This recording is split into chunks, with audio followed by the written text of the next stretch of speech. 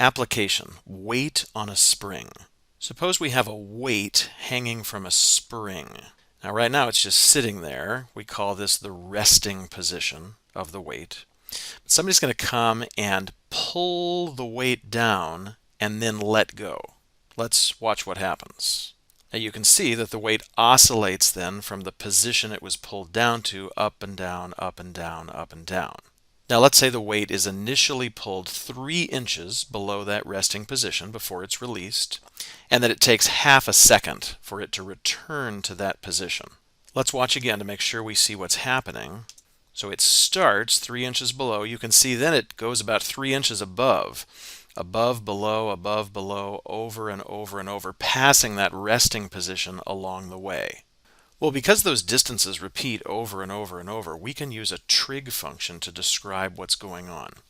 Now we've got a couple of variables that are shown here. Y, the output variable, is going to represent the distance in inches from that resting position. So the resting position is essentially considered 0. Sometimes the weight was above, that would be a positive distance. Sometimes the weight was below, that would be a negative distance. And then t, our input variable, stands for the time in seconds, and we're starting our time, we're starting our clock the moment the spring was released. Let's see, in terms of scale, we know that sometimes we're 3 inches below the resting, and sometimes we're 3 inches above the resting position. Now let's think about what that spring did. At the start, when it was released, the spring was 3 inches below the resting position, right? The person pulled it down 3 inches below, and then when it was released, the time started. Well, let's see what happened. The spring immediately started to go in an upward direction, right? And it passed by the resting position.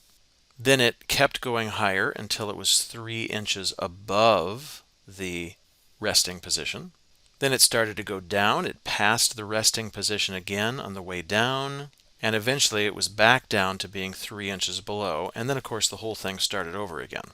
In terms of labeling my scale here, the only thing we're told is that it did take half a second for the weight to return to that 3 inches below position. Well, since I know this pattern repeats over and over and over again, I can connect the dots here with a nice smooth sinusoidal function. And then, of course, the pattern would just repeat over and over and over.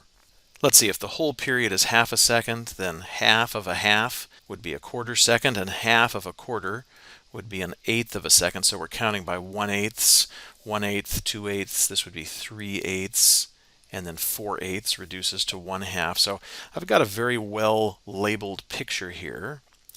Our next job is to write an equation of this function. Well, that should be pretty easy now that we have an accurate graph.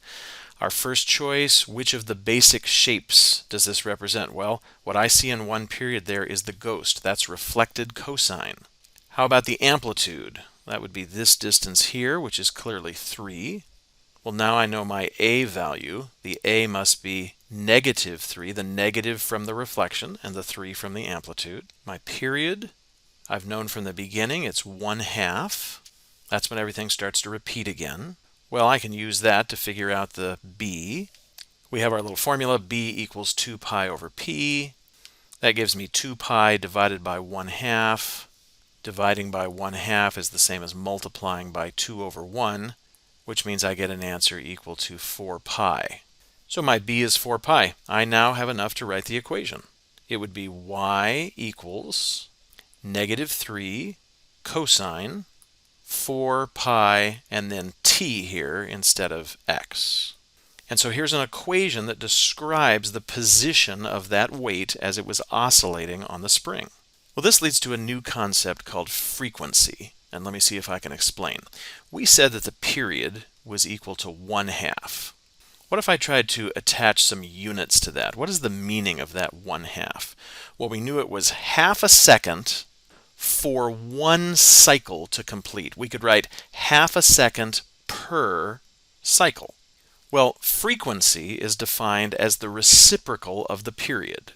So we can write f frequency equals 1 over p, the reciprocal of the period. What would that mean in this particular case?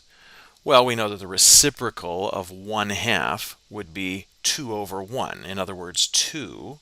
The units would reciprocate as well. So instead of having seconds per cycle, we would have cycles per second. The frequency in this problem is 2 cycles per second. Do you see that the period and frequency communicate essentially the same information, just in different ways? The period tells you how many seconds it's going to take to complete one cycle. The frequency tells you how many cycles you can get through in 1 second. So it's just a different way of looking at the problem. Why are we introducing this? Well, the frequency does give you another way to form the equation, and I want to show you that. So here's what we've been using for our basic equation. Let me replace the b in here with our formula for b. That gives me a cosine 2 pi over p times t. Then let me separate this part out a little bit. So all I've done is separate out the fraction a little bit. 2 pi times 1 over p. If I put a 1 underneath the 2 pi and multiply it across, I'd just get right back to what I had. Why would I do such a thing? Well, notice now I have a 1 over p here. 1 over p is equal to the frequency. And so I can now write this as 2 pi times the frequency times t. I now have an alternate version, another way to come up with my equation if I'm dealing with the frequency. It would work in this problem. We had already figured out that the a was equal to -3. We're dealing with the reflected cosine function. And then in here, let's see, the frequency is equal to 2. So this would be 2 pi times 2, and then the t. And when I simplify, I get the exact same equation that we got before. So again, this thing here just becomes an alternate way that you could approach writing down the equation if you're dealing with the frequency. Let's end by using our equation to ask a couple of follow-up questions. Question 1, where is the weight after 0.3 seconds? Well, this is the value of having an equation. Now that I have it, I can plug 0.3 in here for the t and get an answer. I can fill it in by hand, but in terms of working it out, of course, I'll just go to the calculator. I can type it in just as it was written on the paper. I'm using the times button and then the 0.3. I am in radian mode. My model assumes that. And I get about 2.43 inches. It's positive, which means I'm above the resting position at that moment. Now take a look at the second question. It says, at that moment, at that same time, 0.3 seconds, was the spring traveling upward or downward? Well, that's a question I can't really answer easily just from the equation. I know where the weight is, but I'm not sure if this means 2.43 inches on its way up to 3, or if it's already been up at 3 and now it's heading back down again. I think I'm going to have to look at the graph to answer this one. So I'll go to the y equals area and put in my equation. The calculator uses x for the input variable, so that's what I'll have to do. And then I'll go to the window area.